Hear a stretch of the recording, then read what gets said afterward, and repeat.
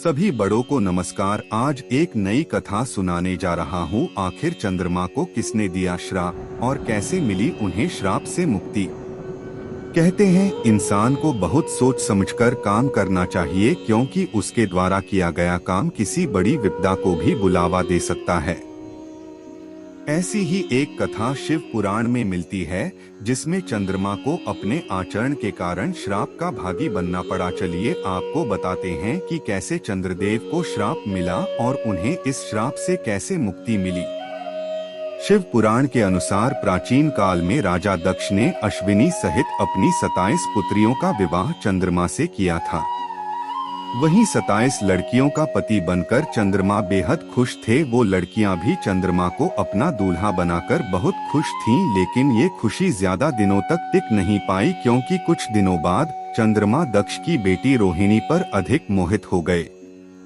जब राजा दक्ष को इस बात का पता चला तो उन्होंने चंद्रमा को समझाया और चंद्रमा ने उनकी बात मानी, लेकिन कुछ दिनों के बाद रोहिणी के प्रति उनका लगाव और अधिक बढ़ गया।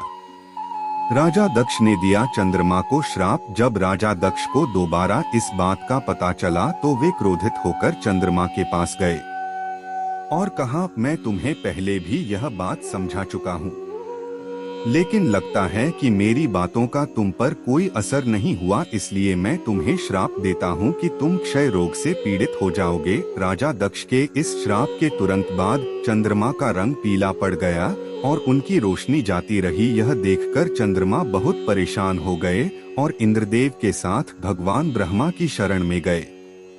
उपाय के अनुसार चंद्रमा को सोमनाथ में भगवान शिव की तपस्या करनी पड़ी और उसके बाद ब्रह्मा के अनुसार भगवान शिव के प्रकट होने के बाद उन्हें दक्ष के श्राप से मुक्ति मिल सकी। चंद्रमा ने बताए गए उपाय के अनुसार तपस्या की।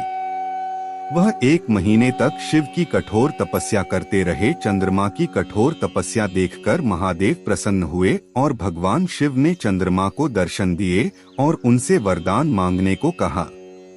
चंद्रमा ने वरदान मांगते हुए कहा, हे प्रभु, यदि आप मुझ पर प्रसन्न हैं तो मुझे इस क्षय रोग से मुक्त कर दें और मेरे सभी अपराधों को क्षमा कर दें। भगवान शिव ने कहा, जिसने तुम्हें श्राप दिया है वह साधारण व्यक्ति नहीं है, लेकिन मैं इस अभिशाप का समाधान ढूंढने की पूरी कोशिश करूंगा।